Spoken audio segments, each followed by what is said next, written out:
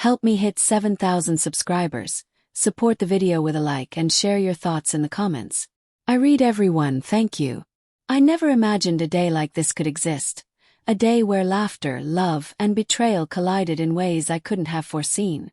My name is Marcus, and I had spent months planning the perfect wedding, thinking it would be one of the happiest days of my life. I thought I had everything figured out. The vows, the reception, the pictures, even the music. But nothing, absolutely nothing, could have prepared me for the moment when our wedding video played, and I saw something that would shatter my world. It was Evelyn's idea to have a videographer capture every moment.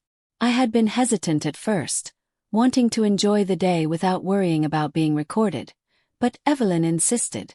"Marcus, these memories are for us," she had said, her eyes sparkling with that familiar excitement I'd always loved. So I agreed. The ceremony had gone beautifully. Sunlight streamed through the church windows, and Evelyn walked down the aisle looking like a dream. Every guest cheered, and I remember thinking how lucky I was, how perfect it all felt. The reception was lively, filled with laughter, clinking glasses, and endless congratulations. We danced, hugged our families, and smiled for the countless cameras. Everything seemed flawless. Weeks passed, and finally, Evelyn and I sat together one quiet evening to watch the wedding video. I remember feeling that warm glow of nostalgia as the opening credits rolled. The first few minutes were filled with laughter, vows, and kisses, and I could see myself smiling, completely in love. Then came the dance section, the part where the videographer captured candid moments of guests having fun. Evelyn leaned against me, sipping her wine, and I felt that same spark I always did when she was near. Then, froze. I didn't immediately process what I saw. At first, I thought my eyes were playing tricks on me, some weird illusion caused by the flickering video. But then, the horrifying clarity hit me. Evelyn's best friend, someone I had trusted implicitly, had his hand under Evelyn's skirt. There was no question about it. The laughter in the background, the clinking of glasses, the music, everything continued as if nothing had happened, but to me the world had collapsed in an instant. I could feel the blood drain from my face. My hand, which had been resting lightly on Evelyn's, trembled. I wanted to speak, to confront her, but something held me back. Shock, disbelief, a strange, paralyzing mixture of hurt and rage. I couldn't even breathe properly. For a few moments I just sat there, staring at the screen, frozen in silence. Evelyn looked at me, sensing something was wrong. "Marcus, what is it?" she asked, her voice curious and gentle. I didn't answer immediately. How could I? My mind was spinning with questions. How long has this been happening? Did anyone else see this? Is our marriage a lie?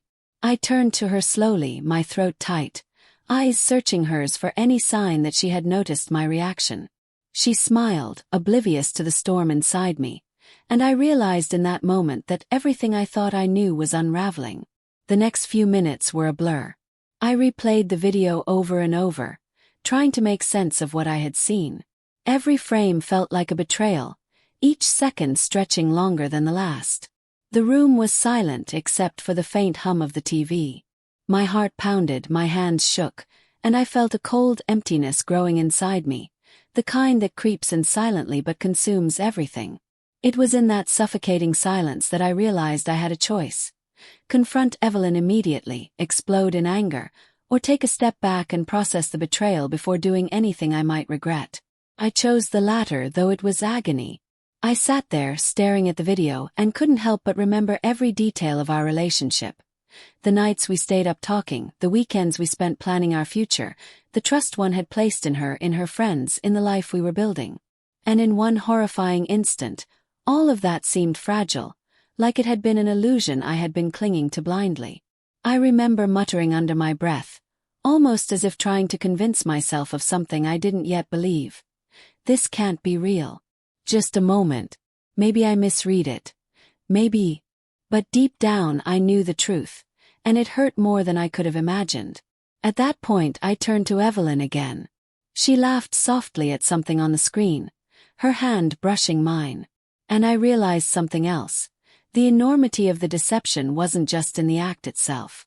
It was in the betrayal of trust, the fragility of the life we thought we had. That night, sitting in our living room with the echoes of laughter from the wedding video playing, I felt my world shift forever. If you've ever felt shock or betrayal in a relationship, hit like and share this story so more people can understand the impact of hidden truths. The next morning, I woke up with a heavy, hollow feeling in my chest. Evelyn was still asleep, her head resting on my shoulder, completely unaware of the storm raging inside me. I wanted to scream, to wake her and demand answers, but a strange part of me wanted to wait, to see if confronting her immediately would only lead to more chaos. I got up quietly, poured myself a cup of coffee, and tried to think. Every thought led me back to the same horrifying image. Her best friend's hand, the betrayal, the laughter that had masked it all. I felt my stomach twist with a mixture of rage and confusion. I couldn't reconcile the Evelyn I loved with the one I had just seen on that screen.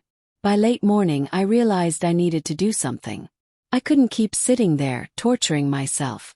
I decided to confront her, but I needed clarity first. I replayed the video again, frame by frame, trying to catch every detail, to understand if it was a misinterpretation. But there was no doubt. Every time I saw it, my heart sank further. When Evelyn finally woke, she smiled at me. "Good morning, Marcus," she said. "Did you sleep well?" Her smile should have been comforting, but it felt like salt on an open wound. I swallowed hard, trying to steady my voice. "Evelyn, we need to talk," I said quietly. She sat up, brushing her hair behind her ears, still smiling, unaware of the gravity of the moment. "Sure," she said casually. Paused, taking a deep breath. My mind raced. How do you begin a conversation about something that can't be undone? Something that doesn't just hurt, it changes everything. I finally said, "I watched the wedding video last night. The one we recorded. I saw him, Evelyn. I saw your friend's hand." Her smile faltered. I could see it, just for a second, before she masked it again with confusion. "What are you talking about?" she asked, but I knew. I knew that split second of hesitation, the flash of recognition, told me more than words ever could. I didn't shout. I didn't cry.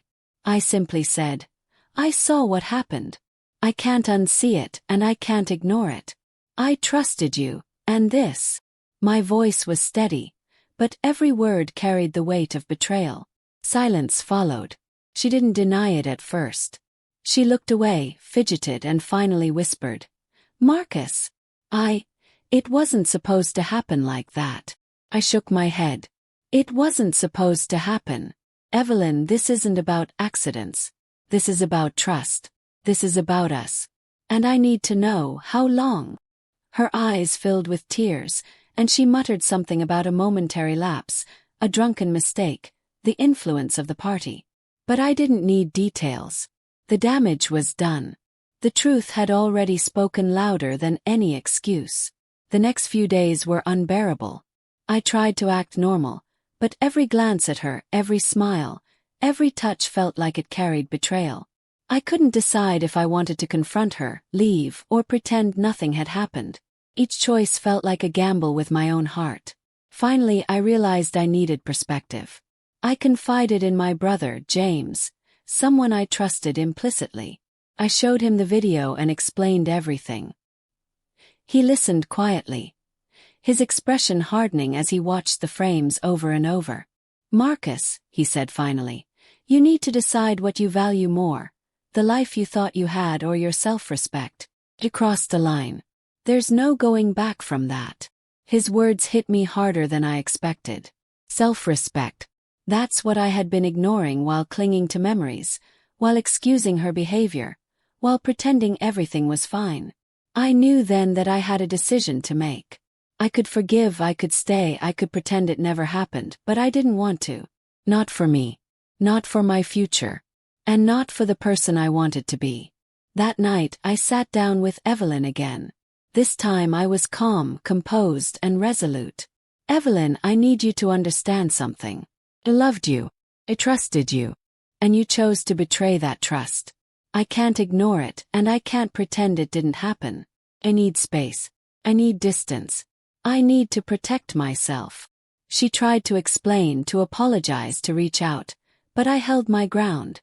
Silence followed again, but this time it wasn't hollow. It was mine. My choice. My moment of clarity. Over the following days, I packed my things, moved out temporarily, and began the process of reclaiming my life. The betrayal cut deep, but I realized that my peace, my dignity, and my self-respect were more important than pretending everything was perfect for appearances. As I walked away, I thought back to that wedding video. Not with joy, but with clarity. That moment of betrayal had shown me the truth about Evelyn, her choices, and the boundaries I needed to set for myself. I still remember the silence that followed when I confronted her. Long, uncomfortable, yet liberating in its own way. I had finally reclaimed control over my life, my emotions, and my future. Share your thoughts in the comments. Have you ever faced a betrayal that made you question everything? Type betrayed if you relate. In the weeks that followed, I realized that healing wasn't about revenge or proving anything.